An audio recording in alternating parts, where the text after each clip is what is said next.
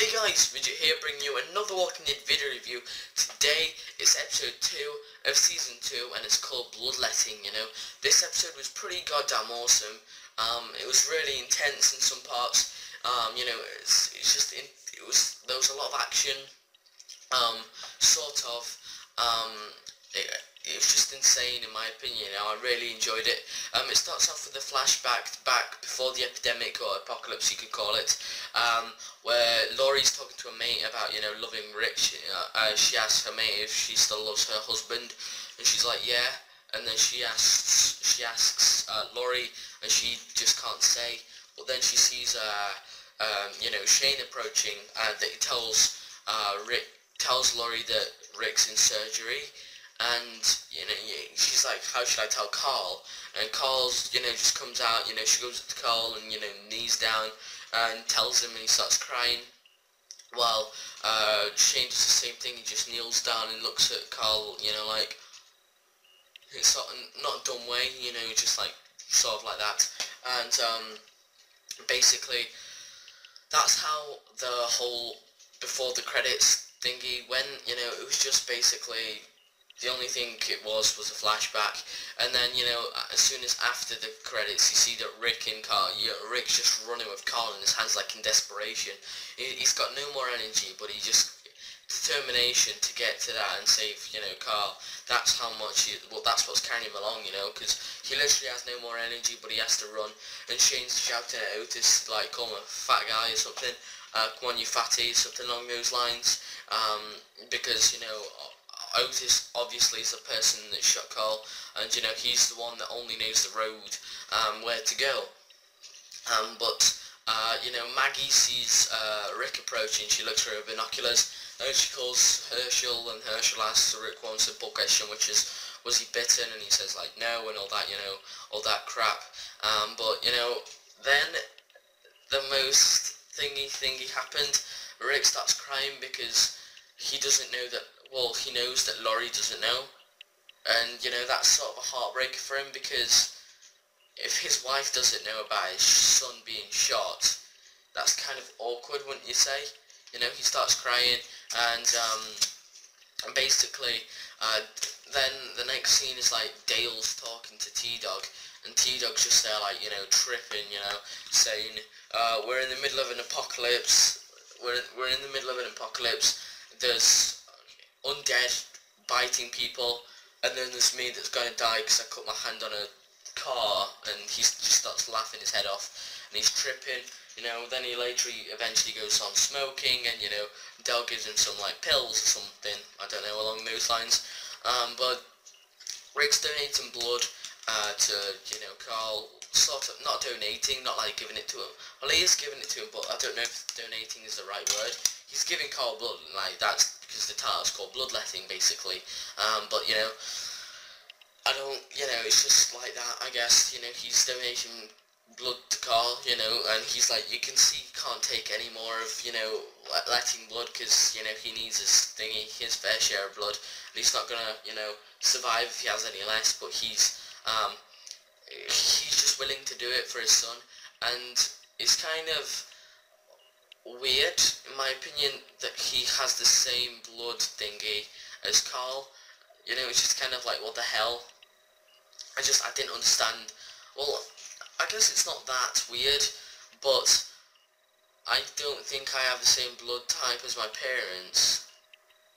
No, I don't. No, we all have different, do we? I don't know, something along, I think we all have different ones, so it's kind of weird, you know, no one would be able to save me if I was Carl, which is kind of a bad feeling, you know, I wouldn't want to be Carl, but anyway, you know, Rick's blaming himself for, like, Rick and Shane, you know, just talking to each other, and basically, Hershel tells Rick what they need to survive, because Hershel takes out one of the 5 pieces of the bullet, you know, it splits into 5. No, one of the 6 pieces, he takes one out, so 5 to go.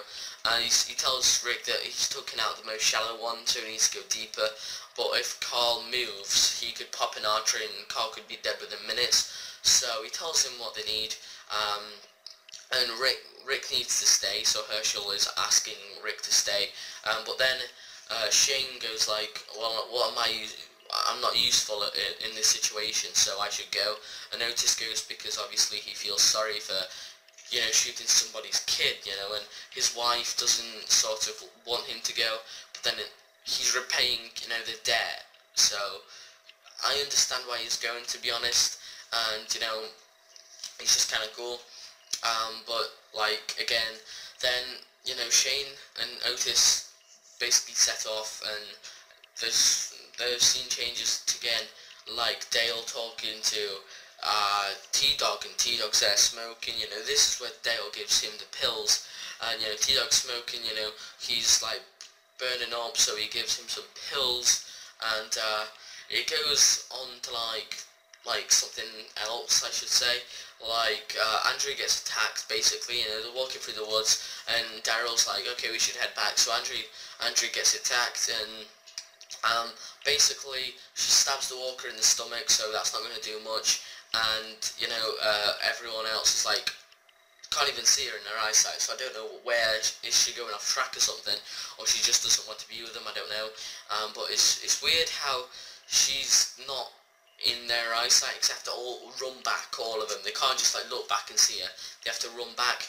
But luckily Maggie's there on a horse, you know, she hits the walker with the baseball bat, you know, knocks him out, and she like tells Laurie that's what happened, you know, because she was already suspicious, because before this she was like, you know, there was one bullet and I'm sure there's something wrong because they're not back, but, you know, Laurie eventually got persuaded by all the group that everything's okay, and so Maggie comes and tells Laurie to come with her because Rick said, well, Carl got shot and Rick told you to come, and everyone's like, you know, not trusting her in a way, but, you know, since Maggie knows their name, Laurie went with her and just sets off, and all the group goes back to the RV, you know, where Dale is, and, you know, Glenn tells him about Laurie.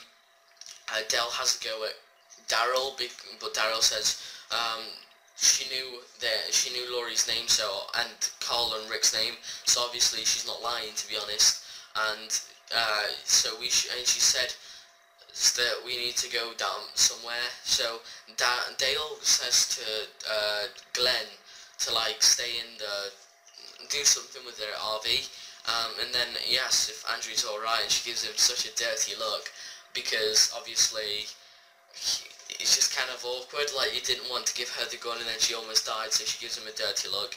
And at this point, when I watched it, you know, the first time, I thought she wasn't going to forgive him, she was going to do something bad to him, but that's not the case.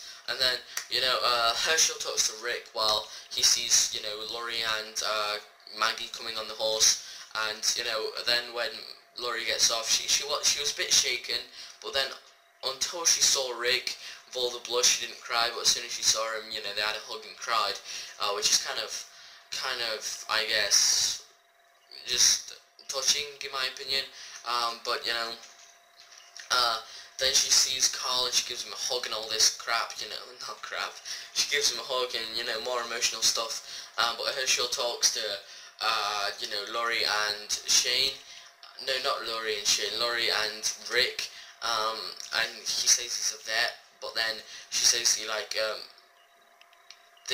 forgot what it was because I watched it yesterday, it was like, in the battlefield vet type thing, and battlefield vet, and he said no, an animal vet, and then she starts getting a bit sarcastic, what have you done this operation on cows, pigs, and Rick almost faints because he's lost a lot of blood, and also, you know, he didn't know that he was a vet, he thought he was a proper doctor, so it was sort of like, just a blow up in the face sort of type thing, you know, because he doesn't know what he's doing to the full extent, you know, he knows mostly, but, you know, there's still that slight thing you might not know about humans.